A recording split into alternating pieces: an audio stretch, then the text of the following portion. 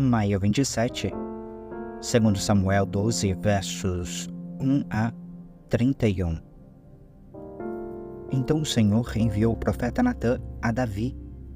Ele foi até o rei e lhe disse: havia 2 homens em certa cidade. Um era rico e o outro pobre. O rico era dono de muitas ovelhas e muito gado. O pobre não tinha nada, exceto uma cordeirinha que ele havia comprado. Ele criou a cordeirinha e ela cresceu com os filhos dele. Comia de seu prato, bebia de seu copo e até dormia em seus braços. Ela era como sua filha. Certo dia, um visitante chegou à casa do rico. Em vez de matar um dos animais de seu próprio rebanho, o rico tomou a cordeirinha do pobre, a matou e a preparou para seu visitante. Davi ficou furioso com esse homem rico e jurou: tão certo como vive o Senhor, o homem que faz uma coisa dessas merece morrer.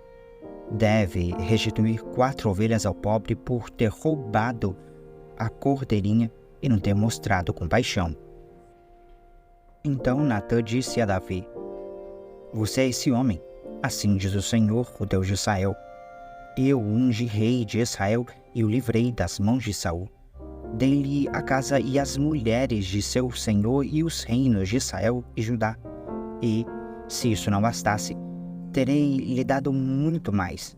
Porque então você despreza a palavra do Senhor e faz algo tão horrível?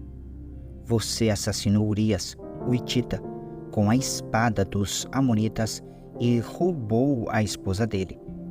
De agora em diante, a espada não se afastará de sua família, pois você me desprezou ao tomar para si a mulher de Urias. Assim diz o Senhor: de sua própria família farei surgir seu castigo. Tomarei suas mulheres diante de seus olhos e as darei a outro homem. Ele se deitará com elas à vista de todos. O que você fez em segredo, eu farei acontecer abertamente diante de todo Israel. Então Davi confessou a Natã: pequei contra o Senhor. Natã respondeu: sim, mas o Senhor o perdoou, e você não morrerá por causa do seu pecado. Contudo, uma vez que você demonstrou o mais absoluto desprezo pela palavra do Senhor ao agir desse modo, seu filho morrerá. Depois que Natã voltou para casa, o Senhor fez adoecer gravemente o filho de Davi com a mulher de Urias. Davi suplicou ao Senhor que poupasse a criança. Jejuou e passou a noite prostrado no chão. Os oficiais do palácio insistiram para que ele se levantasse e comesse com eles, mas Davi se recusou. No 7º dia, a criança morreu. Os servos de Davi ficaram com medo de contar para ele. Não ouviu nossos conselhos quando a criança estava doente. Disseram: se lhe contarem que a criança morreu, poderá cometer uma insanidade. Davi percebeu que estavam cochichando e compreendeu o que havia acontecido. A criança morreu? Perguntou. Sim, responderam eles, está morta. Então Davi levantou-se do chão, lavou-se, perfumou-se e trocou de roupa. Foi ao santuário e adorou o Senhor. Depois, voltou ao palácio, pediu que lhe trouxessem alimento e comeu. Seus servos ficaram perplexos. Não entendemos, disseram. Enquanto a criança estava viva, o Senhor chorou e jejuou. Agora que a criança morreu, o Senhor parou de lamentar e voltou a comer. Davi respondeu: enquanto a criança estava viva, jejuei e chorei, pois pensava: quem sabe o Senhor terá compaixão de mim e deixará a criança viver. Mas por que jejuar agora que ela morreu? Poderia eu fazê-la voltar? Um dia irei até ela, mas ela não voltará a mim. Então Davi consolou Batseba, sua mulher, e teve relações com ela. Batseba engravidou e deu à luz um filho, a quem Davi chamou de Salomão. O Senhor amou a criança e enviou uma mensagem por meio do profeta Natã, dizendo que o menino Devia se chamar Gedidias, conforme o Senhor havia ordenado. Enquanto isso, Joabe continuou a lutar contra Rabá, a capital de Amon, e tomou a cidade real. Joabe enviou mensageiros a Davi para lhe dizer: lutei contra Rabá e capturei seus reservatórios de água. Traga o restante do exército aqui e conquiste a cidade. De outro modo, eu a tomarei e levarei crédito pela vitória. Então Davi reuniu o restante do exército e foi para Rabá. Eles atacaram a cidade e a conquistaram. Davi removeu a coroa da cabeça do rei e ela foi colocada sobre sua cabeça. A coroa era feita de ouro, enfeitada com pedras preciosas e pesava cerca de 35 quilos. Davi tomou grande quantidade de despojos da cidade.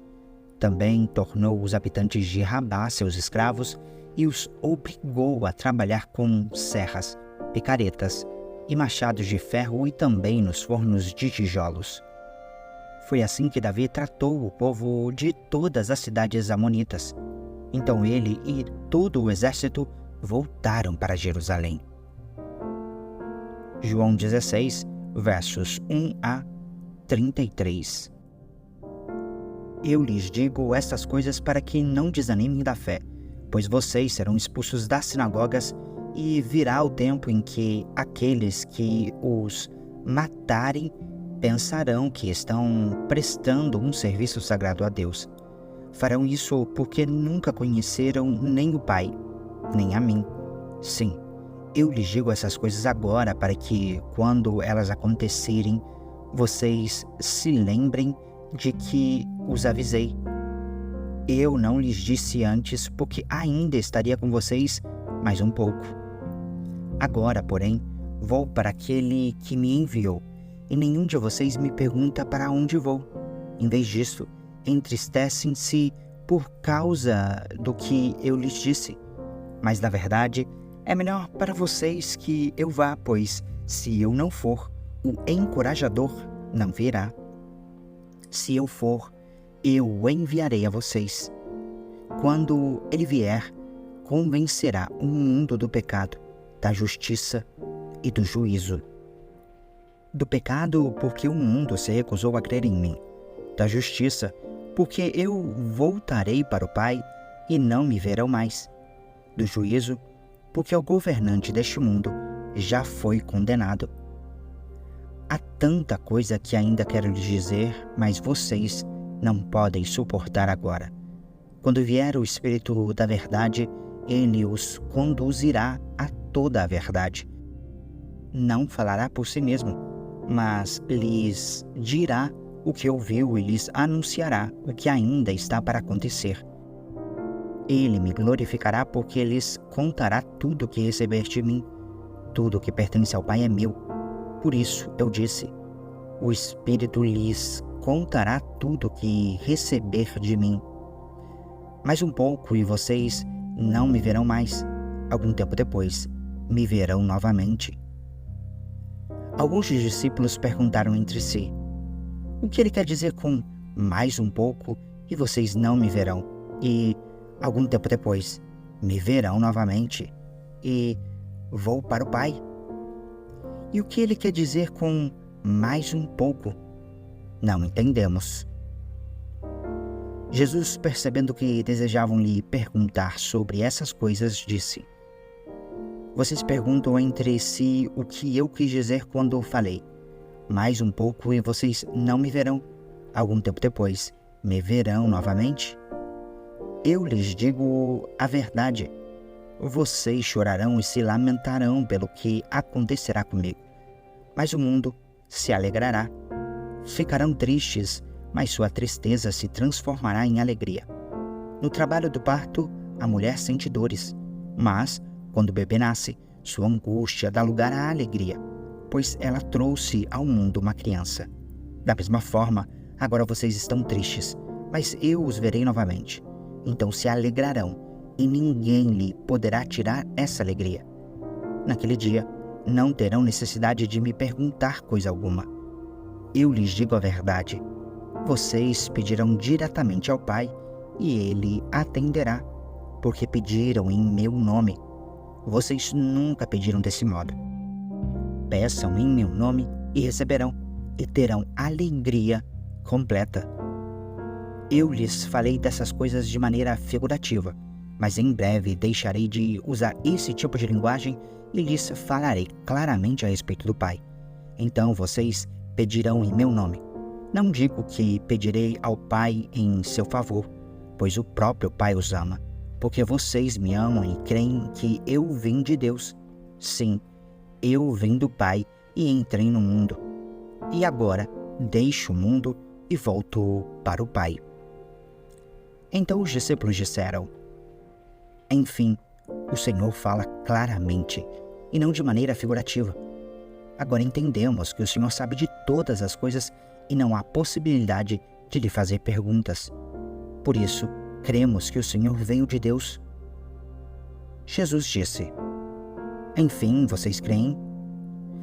Mas se aproxima o tempo, e de fato já chegou, em que vocês serão empalhados. Cada um seguirá seu caminho e me deixará sozinho. Mas não ficarei sozinho, porque o Pai está comigo. Eu lhes falei tudo isso para que tenham paz em mim. Aqui no mundo vocês terão aflições, mas animem-se, pois eu venci o mundo. Salmo 119, versos 65 a 80.